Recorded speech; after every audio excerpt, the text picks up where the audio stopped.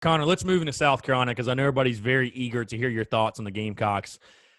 I've said this all offseason. When you start with this season for South Carolina, listen, we talked about it a little bit off air. Probably nothing will happen as far as coaching shakeups across the country just because the economic impact that the COVID-19 pandemic has had. But when you talk about this season, in my opinion, it's got to start with Will Muschamp. I think that either way, no matter what, say South Carolina could go 0-10 and he'll be back.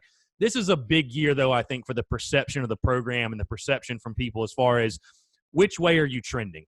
Are you seeing any progress? Is this a program trending upward or downward?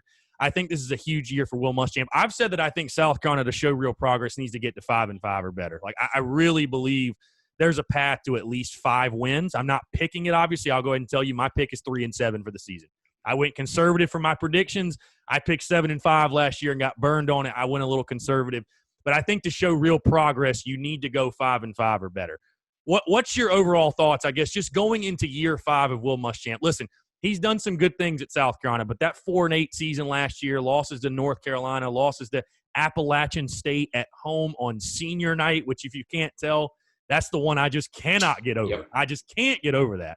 But either way, that season has a lot of people scratching their heads. I mean, it kind of feels like what happened at Florida is happening again. Obviously, you bring in Mike Bobo, who I want to talk to you about in just a second. But your overall feelings on Will Muschamp going into year 5, what do you need to see from him just as a head coach and from this program for you to feel good about that he'll be the head coach in, let's say, 5 years?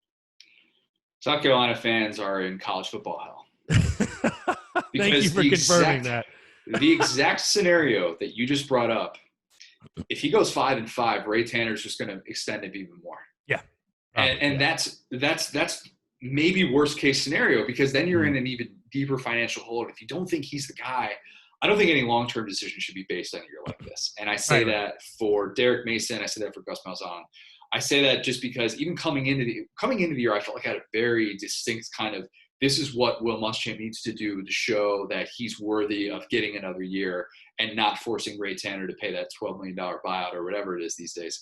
Mm-hmm. And, that's kind of all up in scope now with a conference-only schedule and with all the different hurdles that you're going to have to overcome during the season, when there could be games on the schedule where it's like, they're facing Ole Miss, and that's a game that you would expect them to win. But, oh, by the way, they've got 3 starters on the offensive line out. Do you then punish him for doing that? It's a really tough spot. So I just think that's why it's really difficult to judge a coach in a year like this after such a strange offseason. And, I get where South Carolina fans are coming from, because let's be honest, if his buyout was a penny last year, he would not still be the South Carolina coach. There's just no way. Yeah. And that's the frustrating thing, is that you do have to consider the financial ramifications. And as you talked about, South Carolina wasn't in the position last year like Florida State. And the rumors about South Carolina apparently trying to get in touch with Florida State, being like, how do you pay a buyout? That's $18 million. We've never done that before.